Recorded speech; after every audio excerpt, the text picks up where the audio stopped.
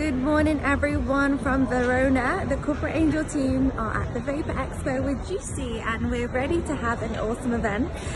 So I promised you some exhibition tips. Now I'm going to give you a couple up here because we're at exhibitions all the time, from Monaco Yacht Show to property events to vape events. The Corporate Angels cover it all. There's so much.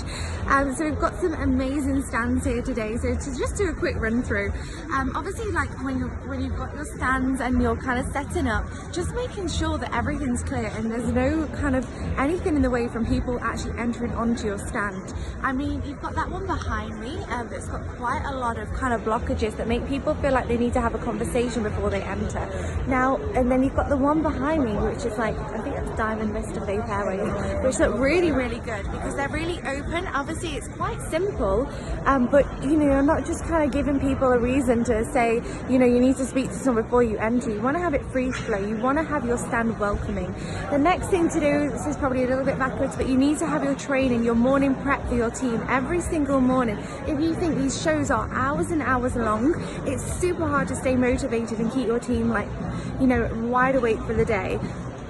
So what I normally say is make sure that you've done your team training before the event starts, ideally the night before, and then after that make sure that when the event actually starts that morning, take 5 to 10 minutes just to do a debrief, and the last 2 minutes get the energies high, get the energy pumping, because the thing is, if your team aren't on the same wavelength, and it's like when you're doing sales, if you're making those calls and you're feeling drained, likelihood is people are going to tell and they're not going to respond as well. So when you're at this expo, it's very, very important that you have your energy really high.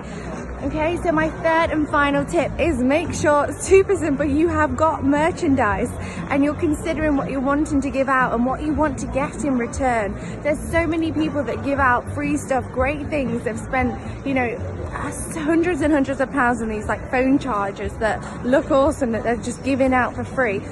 Now it's all about trade-off. Like if you're giving someone a really nice gift or a free juice or a free brochure, a booklet, you know, you want them to be able to either like your page or give you some feedback, post on Instagram, you know, say, can we sign up to your email newsletters, something. Don't just give it to them for free.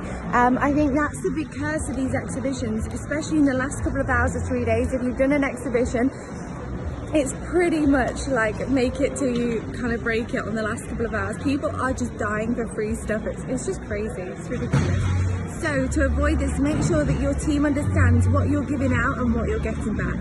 So whether that, and I mean, social media is a great way to go. I could do just another video on social media and I will soon, but make sure you understand that, you know, it's kind of like if we're giving out this freebie, this is what we expect in return. Not in a bad way. You can just get your phones out and give you a like on Facebook. It's something small and minute, but it just makes it worthwhile.